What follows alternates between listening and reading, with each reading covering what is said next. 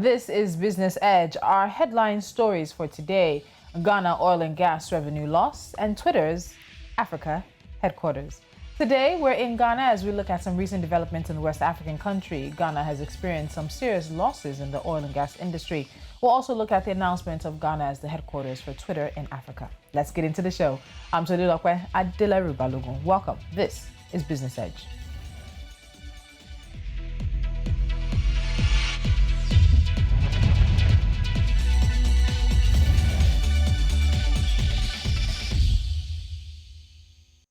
Ghana has recorded staggering losses to the tune of 4.7 billion Ghana cedis in petroleum revenue due to the illegal activities in the petroleum distribution between 2015 and 2019 alone. Taxes and levies on petroleum products are major sources of revenue for the government. As of September 2019, Ghana made 3.4 billion Ghana cedis from liftings and other petroleum products, according to the Ministry of Finance. In a bid to curb the losses, the National Petroleum Authority says it is leveraging technology to improve efficiency and effectiveness in the distribution of products in the petroleum downstream industry. Now, right before we get into this conversation, let's take a quick time out. When we come back, the head of the business desk at News Central, Nasir Abulai, will be joining me on Business Edge. To stay with us.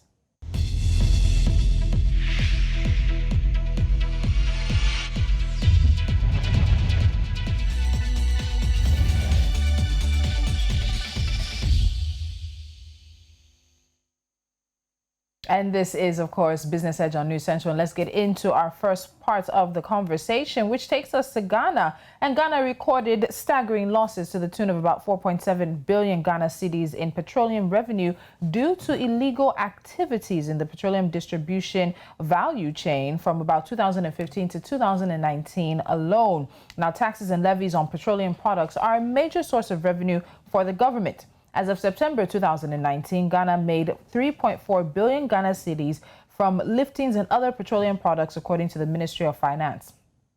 Lost 4.7 billion, made 3.4. That definitely means the books are not equal. So Nasir Abulai is joining me, head of the News Central Business Desk, as we get into this. Nasir, you lost 4.7, you make 3.4. Obviously, the books are not balanced. Billions of cedis being lost because of illegal activities. Has the government fully identified what illegal activities are taking place?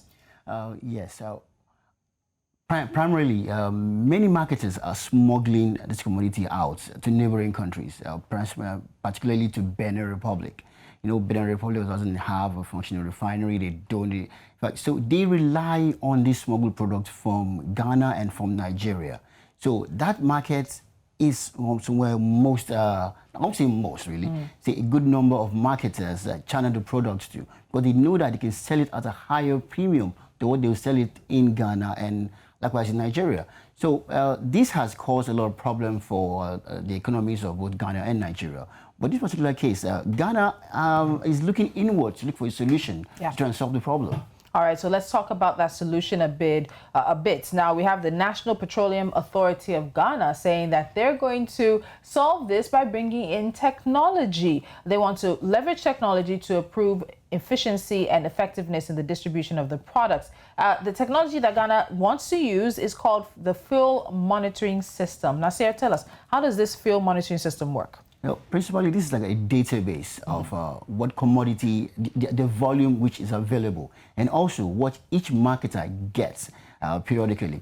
So by way of this, they can monitor what each person gets and where they take them to. So they know that this is the amount we're expecting from this firm. So there's no case of, we didn't get this, we didn't get that. So there's adequate tracking of the product and an adequate database to know that this is what we have, this is what we've sold to you, this exact amount that we expect you to pay back. So it's a wonderful process, I'd say. Okay, so is it up and running, this system that Ghana wants to use? Relatively, yes, but not all marketers have started using it yet. Well, but next couple of weeks, I believe that all marketers should lock onto it, and so there's the loss will be reduced. That is, if there is no technical fault that develops. So you believe that the new system would be able to curb the losses that the oil marketers are making? Greatly, it will.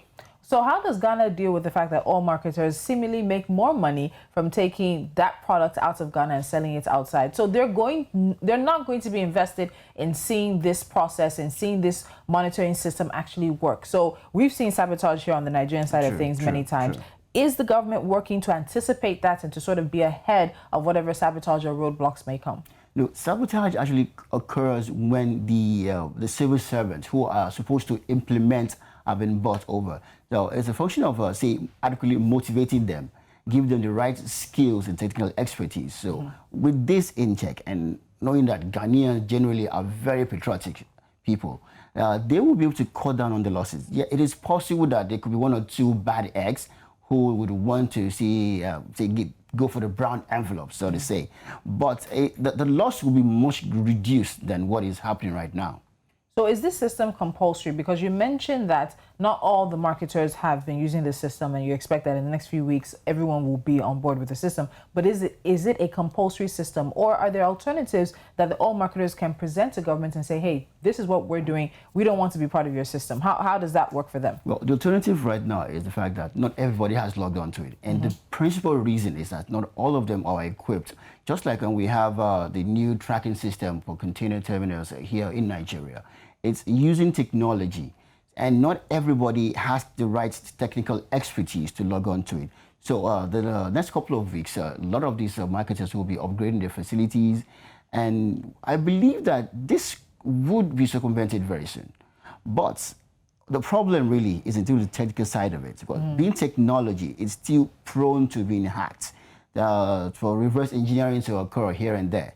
So this is where the Ghanaian authorities now need to ensure that they have the adequate software upgrades.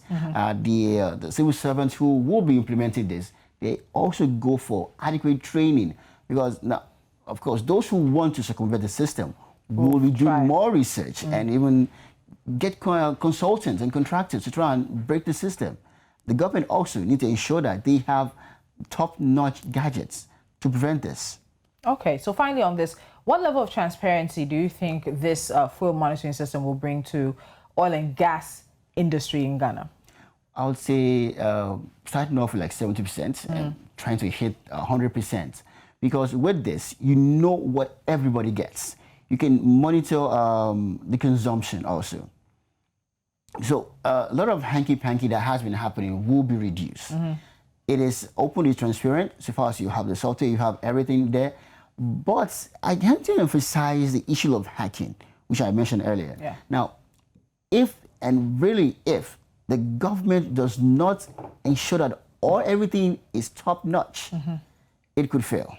Okay, so we expect Ghana's government to dot the I's and cross the T's as they bring online the fuel monitoring system, losing 4.7 billion Ghana cedis to illegal activities in the oil and gas industry and making 3.4 billion, definitely wanting the books to balance. We're going to take a quick break. You are watching Business Edge, and when we come back, the bird named Larry has landed in Africa, but he has landed in Ghana. We'll have the details when we come back.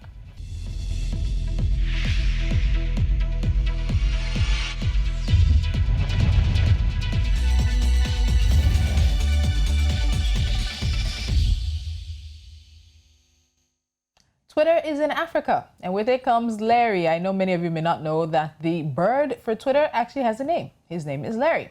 So it was expected that Twitter was going to land in Africa, but what may have come as a surprise is where Twitter would be located. Not Nigeria, not Kenya, not South Africa, but Ghana.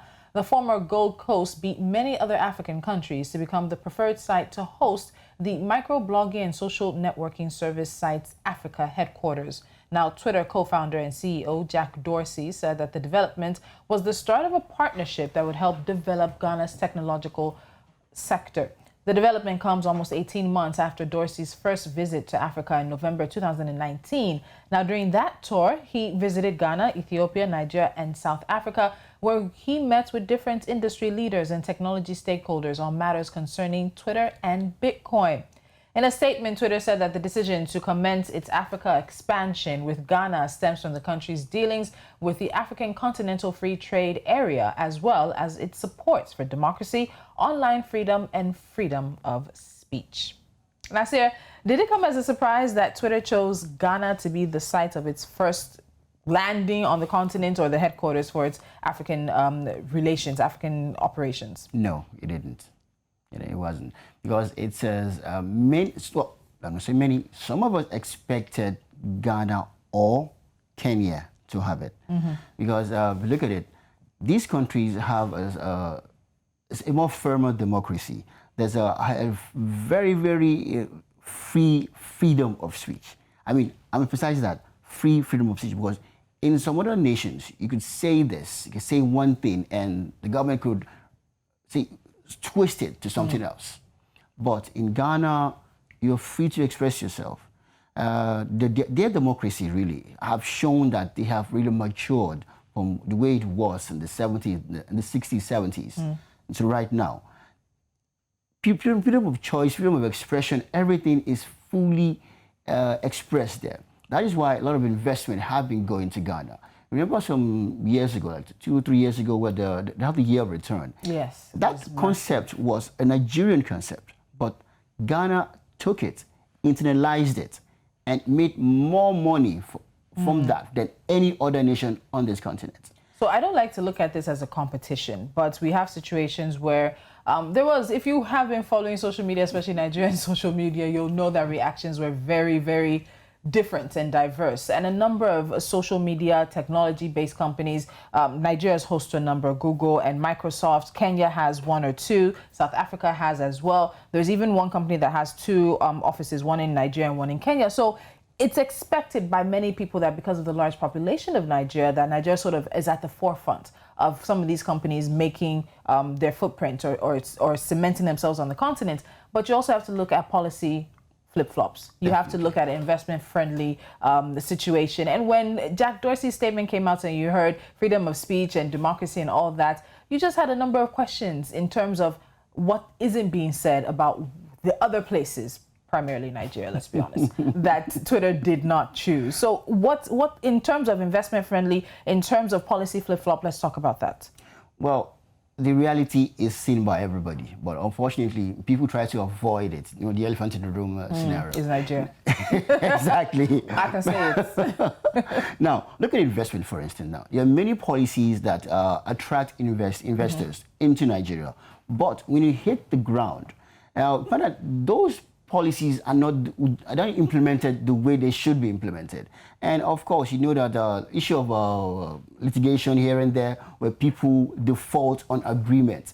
Now, these have been happening over time. Now, another major issue is the power supply in Nigeria. Unfortunately, it hasn't been as stable as it can be.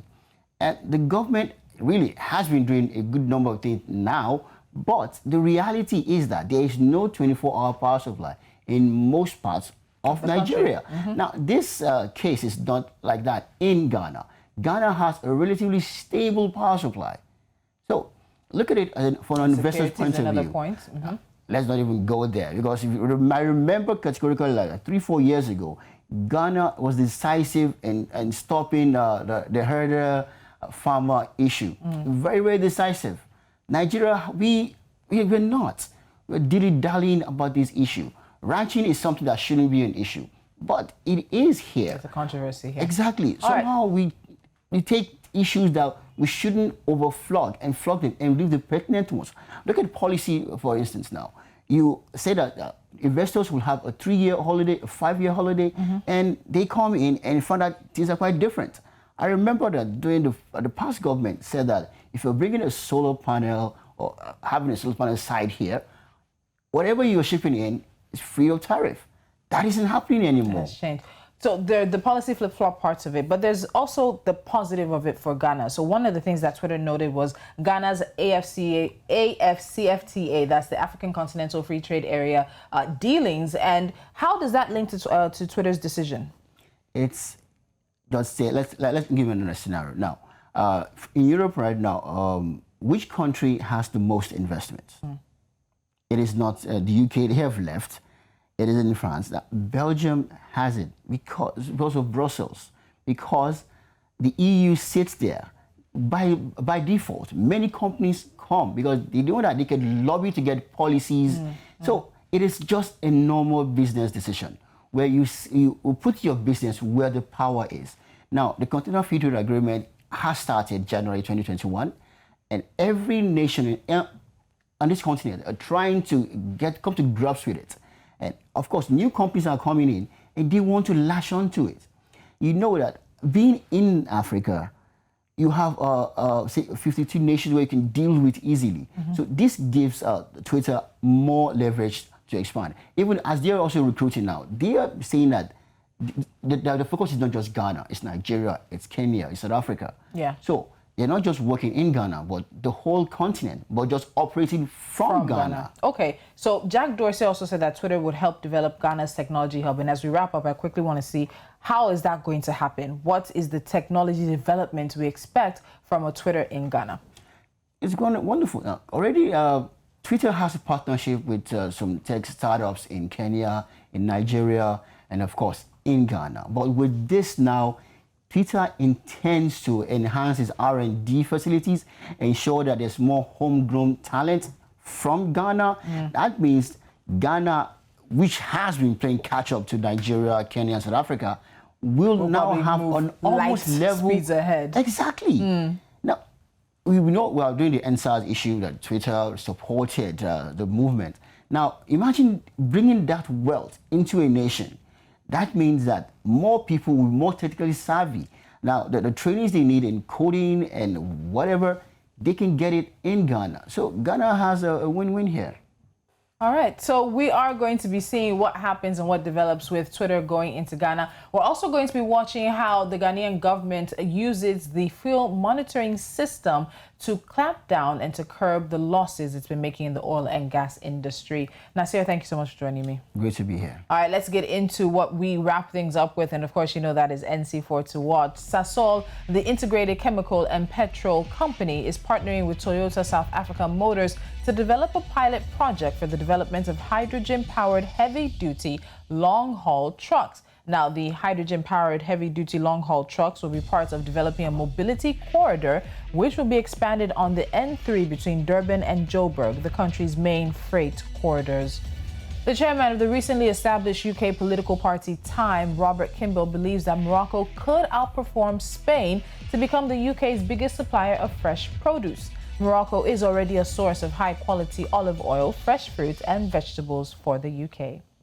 BOC Kenya has more reasons to agree with the Carbicide takeover, particularly the top 10 shareholders who will walk away with millions when Carbicide Limited finally buys the firm. These earnings are based on the BOC Kenya PLC shareholding structure as of the 20th of April 2020 and are calculated at Carbicide's offer price of 63.5 Kenyan shillings per share.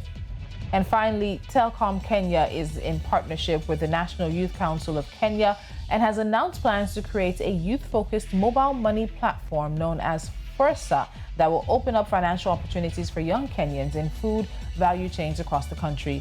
According to the telecommunications company, the platform will have additional features such as a membership management system, financial reconciliation, savings and investments, e-learning, and an experience board for finding jobs. That's it on this edition of Business Edge. Don't forget to follow us on News Central. On social media, we are at News Central TV. Head to our website, our YouTube channel, and of course, download the mobile app on your Play Store and Apple App Store if you've missed any of our programs. Until next time, you have a good day.